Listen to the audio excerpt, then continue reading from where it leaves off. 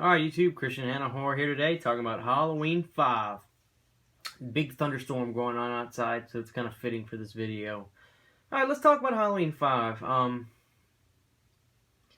Number one, I do like the cover art. Here we got the laser disc and the cassette tape, and it's pretty rare cassette tape. I don't know if this was only made in Germany, but I think the vinyl was, which I'd love to get my hands on that as well.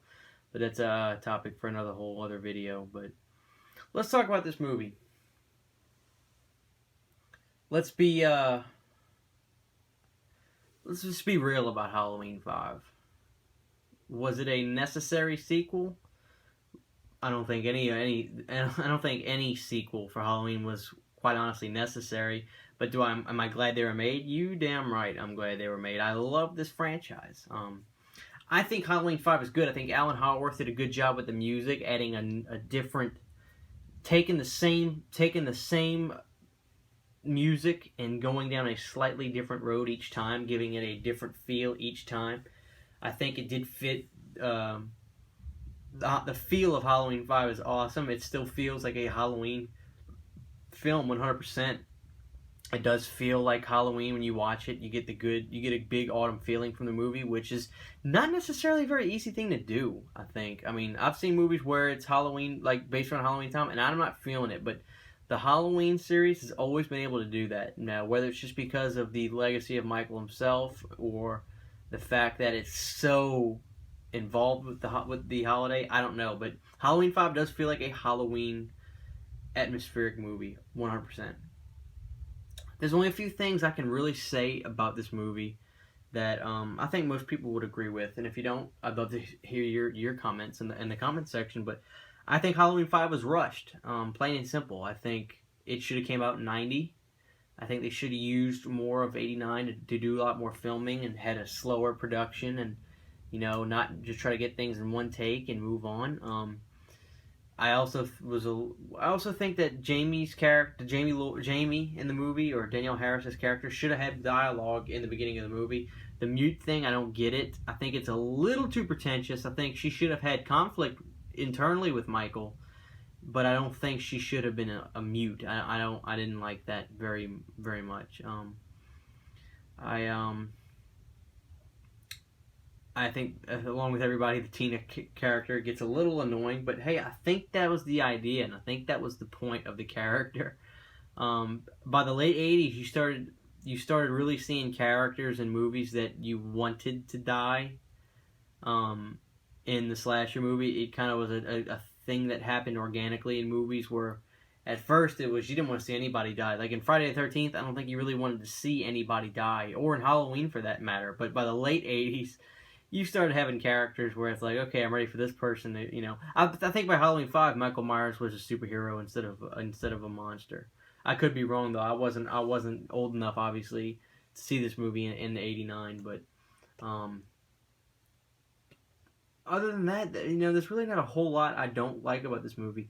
For some reason, I just see a lot of hate about the Michael Myers mask in Halloween 5. Does it look like Does it look like the original Halloween mask? No way, but I love it. I think it looks very evil, and it has vicious intentions in the face, even though it's not supposed to really have emotion to it. It doesn't, but it does at the same time. I really like Halloween 5. It's one of the only Halloween masks that I don't own, and I would love a copy of. I love a mask of Halloween 5. If I could find one that looks good. They're hard to find. I think the scenes with the policeman, with the horns going off and the goofy stuff, I wouldn't have gone that goofy with Halloween 5 with that, and Halloween 5 with that. I would have had, I would have tried to have had natural comedy. Like when you do something like that, it's like almost like the director's trying to tell you, okay, you need to laugh at these guys. This is supposed to be funny. The best funny things in movies are the stuff that happens naturally, organically, where, it's natural. Obviously when you have to add beeps and boop sounds into it, it's like the director's trying to make sure you laugh at this. It's supposed to be funny to you. But that's just my feel on it. I do think that the director was passionate about Halloween 5 for sure. I think he really appreciated the Michael Myers character. He took the character seriously. He didn't make fun of Michael, which is good. you know. I thought the kills were good in Halloween 5, a little more brutal, but I think, that's a natural way to go in a series like this, to get more brutal, and it did, obviously. And they got more and more brutal as they went along. We'll talk more about Curse Michael Myers next time, and the excellent kills in that movie. I will also do a review on the producer's cut as well. We'll do theatrical and producer's cut, since they are totally different films, almost. Well, not totally different films, but, you walk away with a different emotion from the two. Let's put it like that. No, for Halloween 5, though,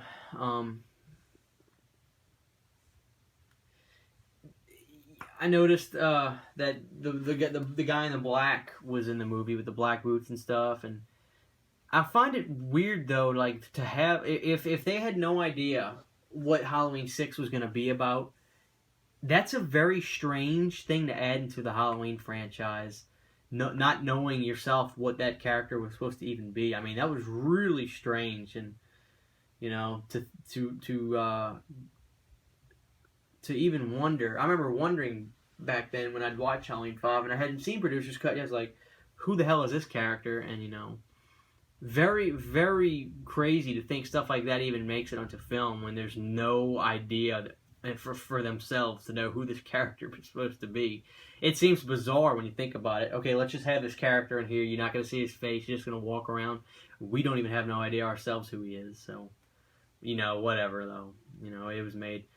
Overall feeling about Halloween 5, I give it 6 out of 10. I enjoy it. It feels like a Halloween film. It just feels a little rushed. But I never skip over it when I'm doing a franchise watch. When I go back and watch them all, I never skip over Halloween 5 ever. I do enjoy it. I love the soundtrack to Halloween 5. As you can see, I do have the cassette. So Halloween 5 is awesome. If y'all can get your hands up, well, obviously everybody should have Halloween 5. I'm not even going to say that. What do you guys think about Halloween 5? I'd love to know in the comment section below. Do you like it? Do you skip over it? Do you think it feels rushed too? What are your thoughts on the movie? Love to hear back from you guys as usual. So we'll hear back from you guys soon, and let me know what you think.